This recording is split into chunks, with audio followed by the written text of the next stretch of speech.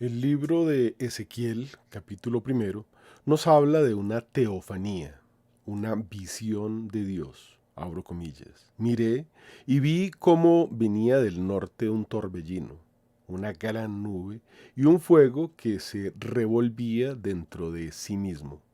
Alrededor de ello había un resplandor y en su centro algo semejante a un metal brillante salía del medio del fuego.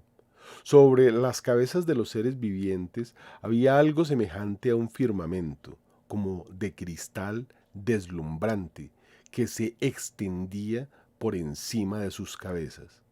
Las ruedas y la materia de ellas eran a la vista como del color del mar, y su forma y su estructura eran como de una rueda que está en medio de otra rueda.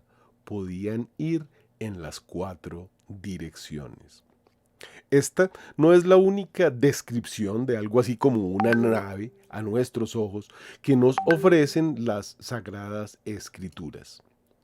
Podría hablarse de una iconografía bíblica de Dios a través de los datos que contienen distintas visiones o teofanías, desde la zarza ardiente de Éxodo 3 hasta el trono de Dios, según la revelación hecha a San Juan en Apocalipsis 4 y 5.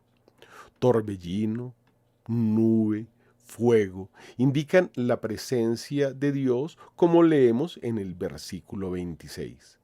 Sobre el firmamento que estaba encima de sus cabezas había algo semejante a una piedra de zafiro, como un trono, y sobre esta especie de trono una figura semejante a un hombre sentado sobre él.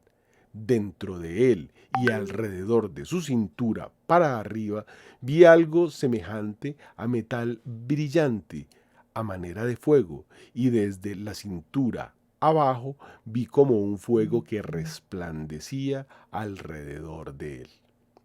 Esto se replica en Éxodo 13:21, en Tercera de Reyes 8, 10, 19 y 11, en Nahum 1:3, en Mateo 17:5, en Hechos 1:9, etc.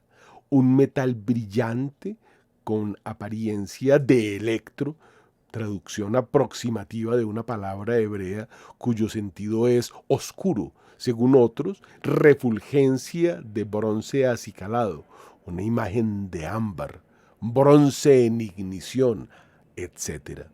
El trono simboliza la majestad de Dios, el fuego, su amor celoso, el arco iris, su misericordia. En Zacarías 5:1 dice: Yo alcé de nuevo mis ojos y vi en visión un rollo volando, una hoz voladora, dice otra traducción.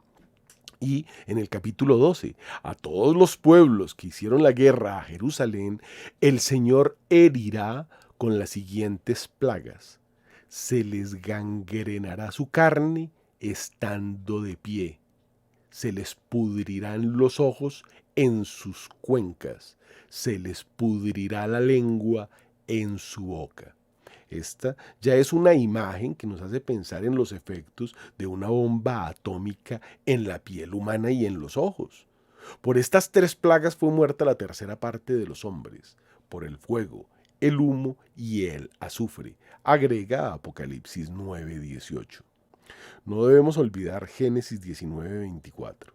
Entonces el Señor hizo llover sobre Sodoma y Gomorra azufre y fuego, lanzados por el Señor desde el cielo. Destruyó aquellas ciudades y toda la vega, con todos los habitantes de las ciudades y las plantas del suelo. Tampoco debemos pasar por alto que el enemigo de Dios todo lo imita, y así será en los últimos tiempos cuando se ponga en el lugar de Dios. Abro comillas nuevamente. Y habrá terror y grandes señales en el cielo, nos dice Lucas 21:11. Segunda de Corintios 11 agrega, y nada tiene de extraño, pues el mismo Satanás se transforma en ángel de luz para hacer descender fuego del cielo a la tierra delante de los hombres.